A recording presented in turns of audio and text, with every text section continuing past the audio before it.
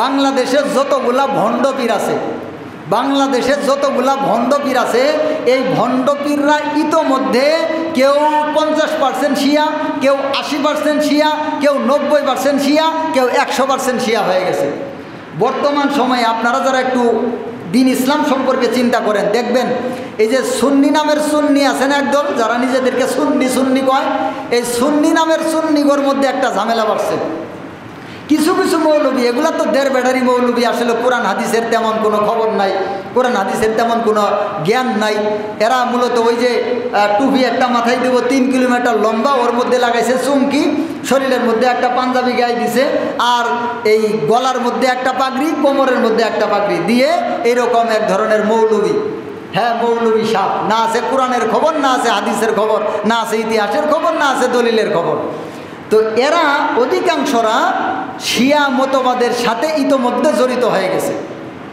আমি হঠাৎ করে একটা বিষয়ের তদন্ত করছিলাম। তো এই মোটামুটি 4-5 বছর আগের কথা, বাংলাদেশের বিভিন্ন ভণ্ডপীরের দরবারে একদল প্রতিনিধি দল যাইতো আর বই বিতরণ করত। তো আমি এই বইগুলার যখন এই বইগুলা কোথা থেকে আসতেছে এর একটা সোর্স নিয়ে ঘাটাঘাটি শুরু করলাম, ইন্টারনেটে খোঁজ নিতে নিতে নিতে নিতে ওদের অনেকগুলা ফেসবুক আইডি, গ্রুপ এবং পেজ আর কিছু ইউটিউব আইডি পাইলাম। ওখান থেকে ওদের ঠিকানা সংগ্রহ করতে করতে দেখলাম এটা তুরস্কের ইস্তাম্বুলে, এই তুরস্কের ইস্তাম্বুলে যে তাদের একটা বড় মসজিদ আছে, মসজিদের নামটা আমি ভুলে গেছি, ওই মসজিদের পাশে একটা এই লাইব্রেরি আছে ওদের, হাকিকত কিতাবি ভেই, এটাকে তুরস্কের ভাষায় হাকিকত কিতাবি ভেই বলা হয়, মানে বাংলা ভাষায় হাকিকত লাইব্রেরি।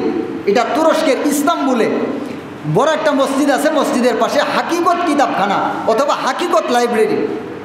ওখানে সারা পৃথিবীর যেগুলা শিয়াদের বড় বড় গুমরা আছে, এই গুমরারা কোরআন হাদিস ইতিহাসকে অপব্যাখ্যা করে বই লেখে, আর ওই বইগুলা বাংলাদেশে এনে এগুলাকে আবার ভাষান্তর করা হয়, বাংলা ভাষায় করে এগুলা বিভিন্ন ভণ্ডপীরের দরবারে ছড়ায় দেওয়া হয়।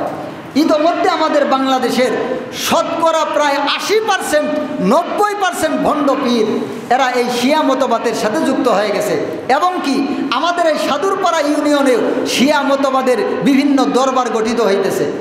এই সাদুরপাড়া ইউনিয়নে শিয়া মতবাদের দরবার গঠিত ইতোমধ্যে হয়ে গেছে, নতুন করে কিছু দরবার গঠিত হয়ে গেছে সম্পূর্ণরূপে শিয়া। হযরত আবু বকর উমর রাদিয়াল্লাহু তাআলা আনহুকে কাফের বলে, নাউযুবিল্লাহি মিন যালিক।